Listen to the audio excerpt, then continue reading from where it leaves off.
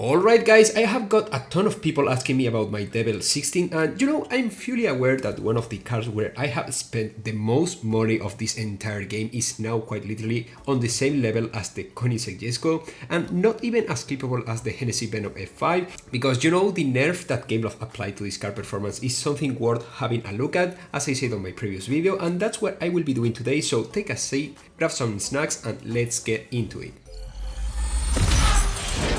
Of course, since I'm not the most skilled driver of this game, I have asked a fellow alien, A.N, to send me some laps with the new Devel 16, which I will be mixing with some laps I recorded with my own car, so I can give you all my own feelings about it as well. You have AN channel on the description, but now let's get started. Everything began with the Asphalt Legends Unite update patch notes. There, for the first time in a while, the topic of nerfing, aka making a specific card performance worse than it used to be, rose again, but this time it would affect the two best cards of the entire game, the Hennessey Venom F5 and the relatively recently released Devel 16, a card which took a huge amount of money to gold max and that until those patch notes it was considered to be the most broken card ever introduced into Asphalt Legends and probably the most OP card ever introduced into any Asphalt game ever as well. From the point when I read that the Devel's performance would get changed on those patch notes, I was 100% sure that it wouldn't be a change for good. Back when the Devel was introduced into Asphalt Legends back on the Drive Syndicate 8, around half a year ago, everyone could find out that its performance was something never seen before. The Devel was a card whose superpower, if you want to call it that way, since it wasn't shown in the in-game stats, was that it could increase its speed while drifting, an advantage that made it an absolute monster in corners, completely obliterating the previous best card records on many tracks. It's obvious to say that as a result of that, many people decided to invest real money on that Drive Syndicate in order to future-proof their accounts with a card that promised to be the longest standing king ever created on this game.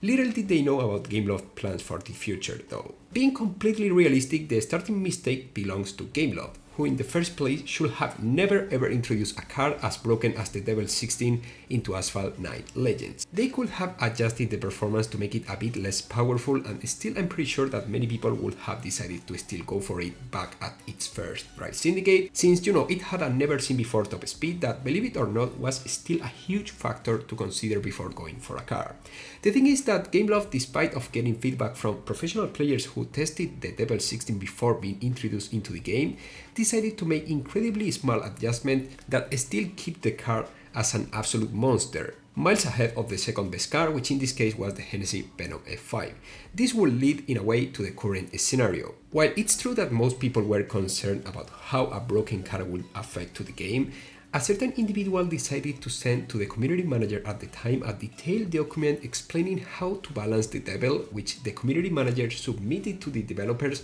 but they just ignored, since the update was already launched at the time. The truth, however, is that maybe the devs never read that document and already had a nerf prepared for the Devel back then, while honestly, maybe they just got inspired by some of the adjustments mentioned in that document. Either way, the Drive Syndicate appeared and many people paid for a card they thought it would remain like that forever, since by then the performance adjustments were something extremely rare to see in Asphalt Legends. Okay, so flash forward to the moment the Devel was mentioned as the upcoming nerf card within the Asphalt Legends Unite patch notes, people started to worry about what might happen to the card where they invested so much real money to obtain. The truth is that it was only the beginning, since Gameloft let us know that they are planning to change many more card performances within the upcoming updates, pretty much like the Asphalt 8 devs did years ago. But Asphalt Legends Unite arrived and everyone is asking now, how bad is the new Devel 16? Well, let's dive into it. The Devel 16 stats are the exact same, but as I said, what matters is what it's not displayed on the stats, which is the physics and the drift capabilities.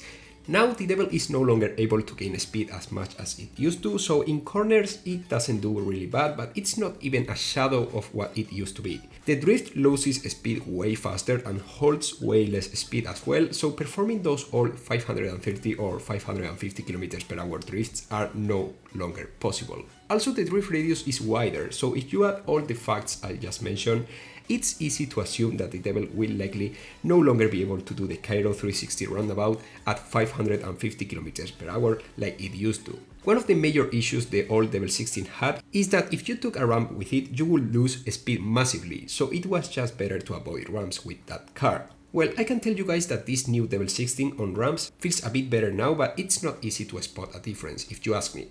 Now, I would say that this Devel 16 is like a worse version of the Hennessey Venom F5, so as for now, the Hennessey Venom F5 holds the crown again as probably the best car of the entire game. In my honest opinion, I think that the Devel should have never been touched if Gameloft released it that way. They just misled people into spending in something that they just made it way worse than it used to be. Is the car still usable? As you can see, it is. Would so many people have paid for this car if it had been that way from the very beginning?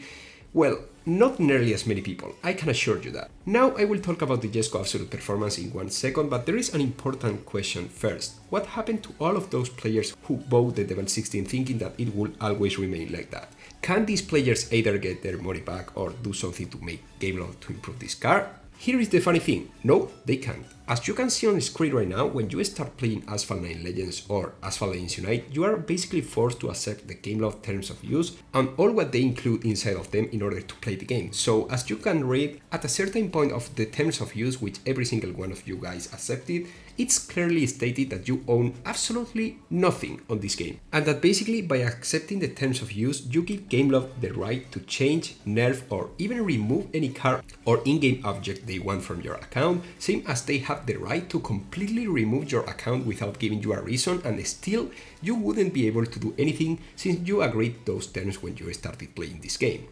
If any of you guys were thinking about any kind of legal action, your lawyer would likely recommend you not to even try, because Gameloft lawyers are basically prepared for this kind of stuff. So yeah, in a nutshell, they could basically mean the Venom a D-class car tomorrow, and still we wouldn't be able to do absolutely anything. Because, that's what we signed when we started playing this game. But obviously, the devs don't make these kind of changes that often because the perceived value of the in-game items will drop too fast and no one will spend a cent of this game. I'm one of the affected guys by this Devel 16 change, for worse of course, and many of you who are watching this will be affected by some kind of performance change on some cars you own in the future as well, since Gameloft will keep changing more cars, but at this point I think I will just keep going and unlocking new cars in order to make videos until I feel like, it's enough, and then I might just quit the game if I see that things are going too bad, just like I did with Asphalt 8, even though I do really hope that Gameloft never crosses that line, because this is honestly one of my favorite games ever,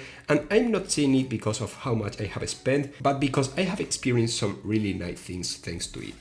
At this point I'm like Beckett walking through that boat on fire during I don't know which Pirates of the Caribbean film, man, because I will likely explode with this game, or at least I'm feeling that way. Talking about the Absolute, however, I have bad news for you all guys. It won't be a classical floaty car, it will require, some special touch in order to float properly, as one fellow Chinese guy who got the chance to test it said. So yeah, don't expect the Koenigsegg Jesco Absolutes to be something way better than the Devel or the Venom, But hey, at least it will look sick with the exclusive animated decals, so it's fine I guess, it will just be another car to show off. We will have to see how hard the next Drive Syndicate is, because as I have said, I'm not fully convinced about it, so I might not spend into it, but